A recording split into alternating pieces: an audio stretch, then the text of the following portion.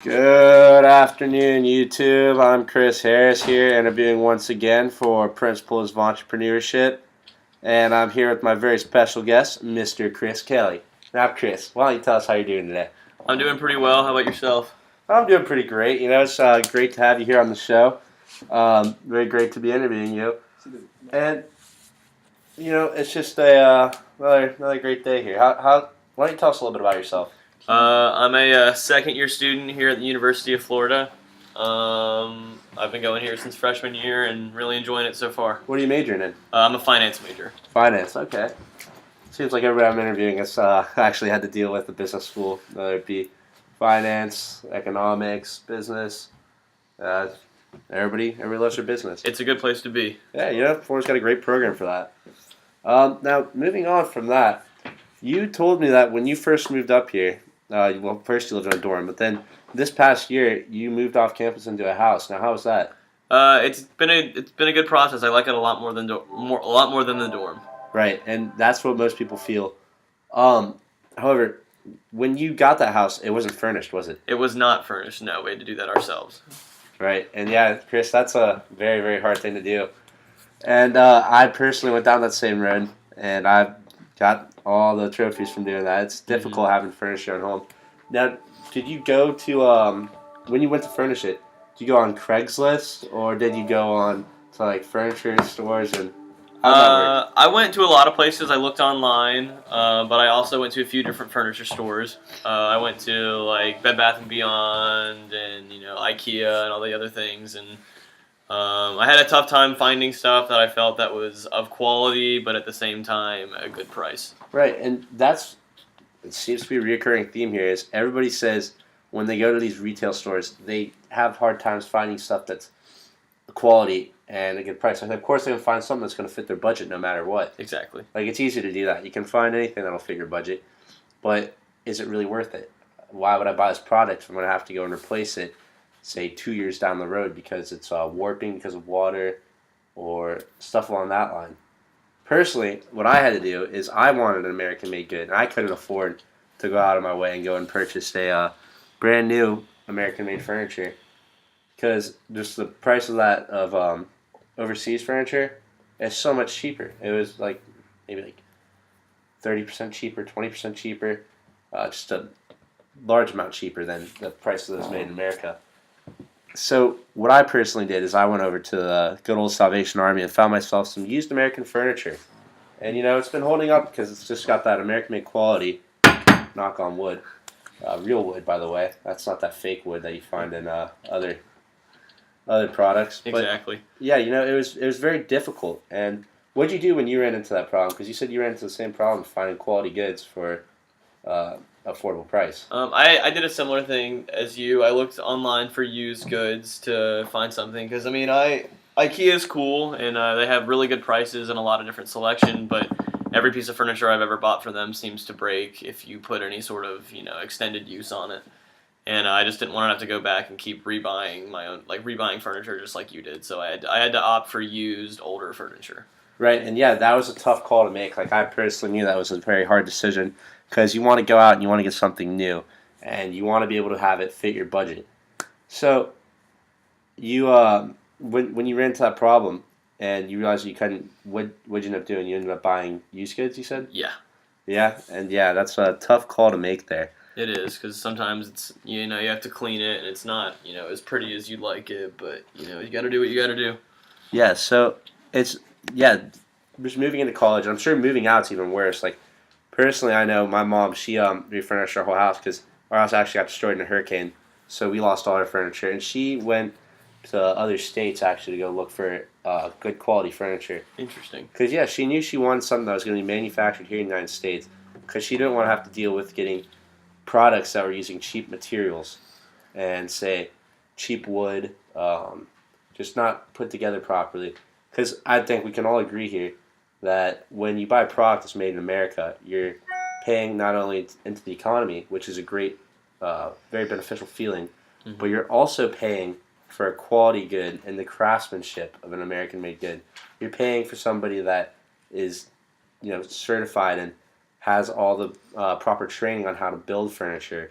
Somebody that takes pride in their work because they're getting paid well to do this, and this is not just a job for them, but it can be a career.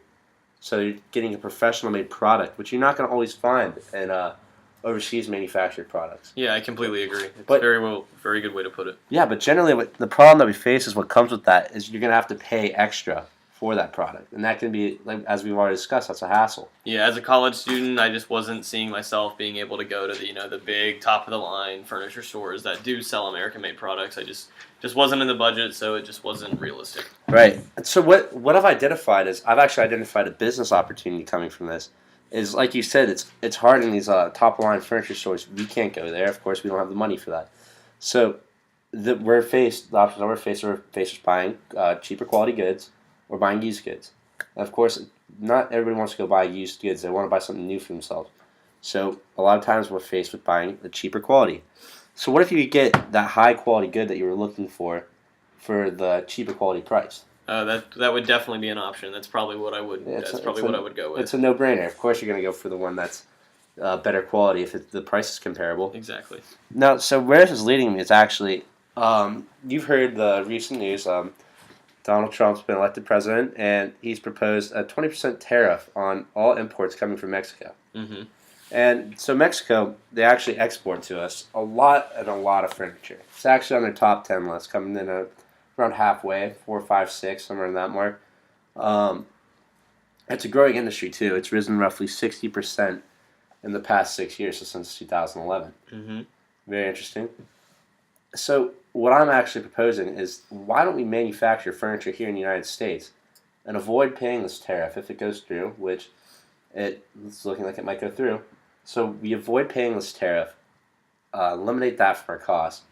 Yes, our cost of production is higher because we have to pay for the craftsmanship, but we're making a better product that more people are going to want to buy. And when the product's coming from Mexico, who exports a lot of furniture to us, when those products rise 20% increase in price, I've already discussed with many other people, I'm sure you can agree, if there's a 20% tax on the product, what's that going to do to the price? It's going to raise it. Raise it approximately 20%? Yep. Yeah, so with that price raise, I'm theorizing that we'll be able to manufacture furniture and sell it at the same, maybe a little cheaper, maybe even a little more. Who knows?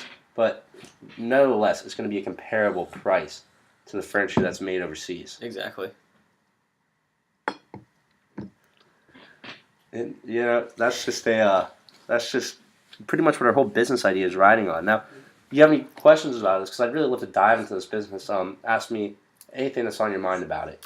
I have a few questions, but I also just want to. I definitely agree with you that if with this increase in price of Mexican furniture, which, like you said, is a huge export, and we buy a lot of it, so it's obviously it probably takes up a large market share.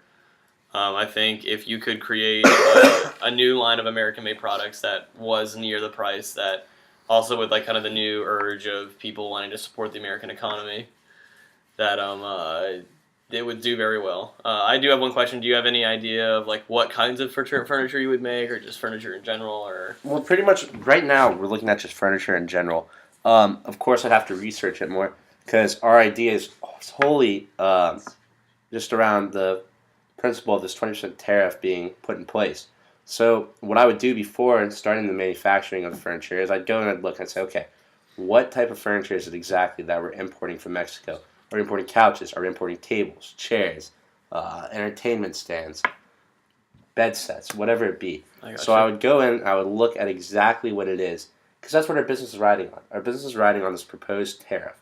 Mm-hmm. So I would go and I'd look at exactly what it is that they're importing. I'd say, okay, we're going to manufacture that product, that exact product, here in the United States, better quality, same price. Because the process, here's the thing. The cost of the raw material, the cost of the wood, the cost of the metal, all that stuff's going to be consistent, whether it's here or in Mexico. That's not going to rise at all. What's going to raise is the cost of labor. Exactly. So that's why our product's going to be more expensive at first. But with this 20% tariff, that's going to level out the playing field. I agree. And it's going to make it of a comparable price. The only other thing I would worry about is maybe if Donald Trump were not to get reelected, or even if he does at the end of the 8 years, if the tariff were to be removed, how would that maybe affect your business, or if you've planned for that, or? Right now we've actually not planned for that, but what we're hoping is by that time we already have established name for ourselves and already be established with these stores because we're not trying to open up a retail outlet. We're trying to manufacture and sell places like IKEA, Target, Rooms to Go, and those places that you're talking about. So we're hoping that by that time we've already established ourselves as a reputable company with these places, and they will continue to buy our goods. Exactly. That far down the road, though, that's a sticky situation. You know, that's something that I really do need to dive more into, and I thank you for opening that up. No problem. Thanks for taking the time for letting me interview you. All right, no, thank you.